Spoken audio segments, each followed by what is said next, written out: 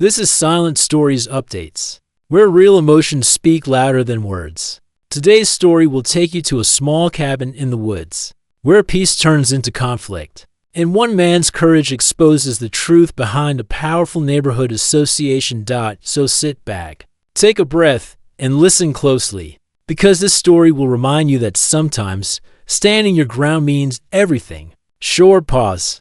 Music fades slightly. I never thought the place I built with my own hands would become a battlefield. My cabin wasn't just a home, it was my dream, carved out of the wild. Tucked deep in the pines on the edge of Lake Windermere, I built it 20 years ago, long before the developments rolled in and fences sprouted up where trees once stood tall. Back then, there was no HOA, no board meetings, and no strangers telling you what color your roof could be. There was just peace, and the steady rhythm of the lake lapping against the shore. But peace never lasts forever, does it? It started small. A few new families bought land nearby, building bright, modern houses that looked more like luxury retreats than homes. They came with big smiles and firm handshakes. They talked about community standards and protecting property values. I nodded politely, not thinking much of it. My cabin stood outside their development line anyway, or so I believed. But one morning, a neatly folded letter appeared under my gate. It bore the HOA's letterhead, signed by their president, a man named Richard. It requested that I consider selling my cabin to maintain neighborhood harmony and increase visual appeal around the lakefront. I actually laughed out loud. I thought it was a joke. My land wasn't part of their community. They had no jurisdiction, no right to even suggest it. So I tossed the letter into the wood stove and watched it burn. But it didn't stop there. Over the next few weeks, I started noticing strange things. My trash cans were cited as improperly stored. My firewood pile stacked neatly behind the shed was called unsightly debris. Even my wind chimes, the same ones my late wife made before she passed, were described as a noise disturbance. At first, I thought it was just a misunderstanding. Maybe someone was overstepping. But then came the real blow. It was a Saturday afternoon, and I'd gone into town for supplies. When I came back, a white SUV was parked at the base of my driveway. A woman stood by my porch, clipboard in hand, snapping photos. I walked up slowly. "Can I help you?" I asked. She turned, all cheerful smiles. "Hi, I'm Sandra with Lakeshore Realty. Just taking some preliminary photos before we list the property." I froze. "List it, you mean my cabin?" "Yes," she said, flipping through her folder. "The HOA reached out last week. They said you were planning to sell." I felt the world tilt for a moment. "That's not true," I said sharply. "I never said that." She frowned and showed me a document. My name, my supposed signature. It was a fake, a clumsy forgery. The HOA had actually forged paperwork to list my cabin for sale. I told her to leave immediately, which she did, apologizing the whole way back to her car. But my anger was already boiling over. That night, I sat on my porch under the stars, feeling something I hadn't felt in years. Rage. This place was my heart. My wife's memory lived here. Every beam, every nail had meaning. And they thought they could just sell it like it was a piece of real estate in their portfolio. The next morning, I locked the gate at the top of my driveway with a heavy chain and padlock. Then, I set up a few security cameras. I wasn't letting anyone else near my land again. But I also knew one thing: anger wasn't enough. I needed proof. So I started digging. At the county records office, I pulled every document about my property. The boundaries were clear.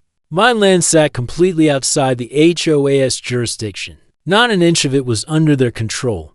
But the records also revealed something worse. The HOA had been collecting maintenance fees and issuing fines on properties that legally didn't belong to them. Dozens of homeowners had paid those fees without realizing they weren't required to. They weren't just harassing me, they were breaking the law. That night, I spread all the papers across my dining table. Letters, maps, forged documents, everything. Then I made a call. The local newspaper sent a young reporter named Kevin. He showed up with a notepad and a camera, his curiosity obvious. I told him everything, showed him everything. He listened quietly, his eyebrows rising higher with each detail. "This could be a serious story," he said. "Oh, it will be," I told him, a week later. His article went live. The headline was bold and clear: "Local HOA accused of forged documents and illegal land control." My cabin's picture was right there, standing strong under the tall pines. With the lake shimmering behind it, it became the symbol of resistance. The story spread like wildfire. Neighbors came forward, some angry, some scared, all sharing their own stories. Letters of harassment, unexplained fines, threats to revoke property privileges. The next HOA meeting turned into chaos. The town hall was packed. Residents, reporters, and even county officials filled every seat when I walked in. All eyes turned toward me. Richard, the HOA president, was already at the front, his face red and tense. He started the meeting, trying to play it off as a misunderstanding. But when Kevin, the reporter, read directly from the county records proving the HOA's illegal actions, Richard's confidence began to crack. Then Sandra, the Realtor, spoke up. She told everyone that the HOA had provided her the fake listing paperwork and claimed I'd approved the sale. The room fell silent. You could feel the shame and anger rolling through the crowd like thunder. When the county attorney stood to speak, it was over. The HOA was ordered to cease operations pending a full investigation.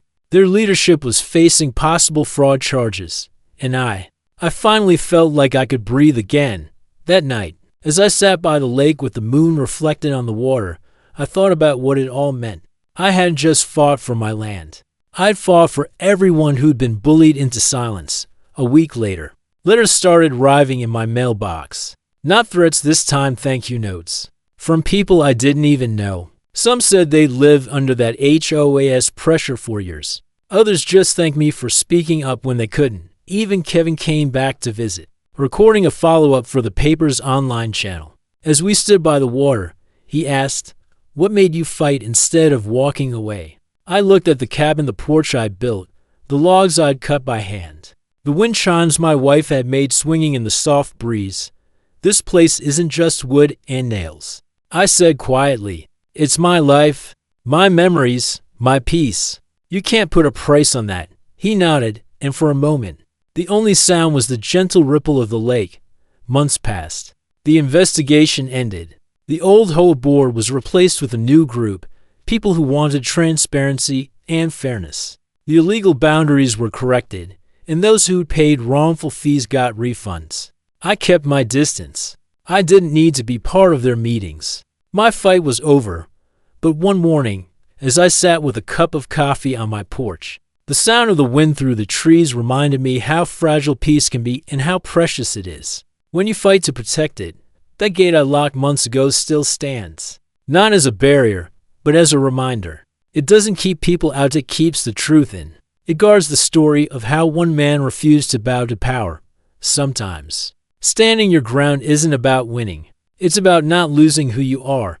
And as the sun sets over Lake Windermere, I look at that reflection on the water and know I made the right choice. Because when people try to take what's yours, your peace, your voice, your home, there's only one thing to do. You stand tall. You lock the gate. And you expose the truth. Soft music swells again. The sound of water lapping the shore. This has been another story from Silent Stories Updates, where quiet voices tell powerful tales. Thank you for listening. If you found this story moving, take a moment to share it with someone who believes in standing up for what's right. Until next time, stay strong, stay kind, and remember, silence isn't weakness. Sometimes it's where strength begins.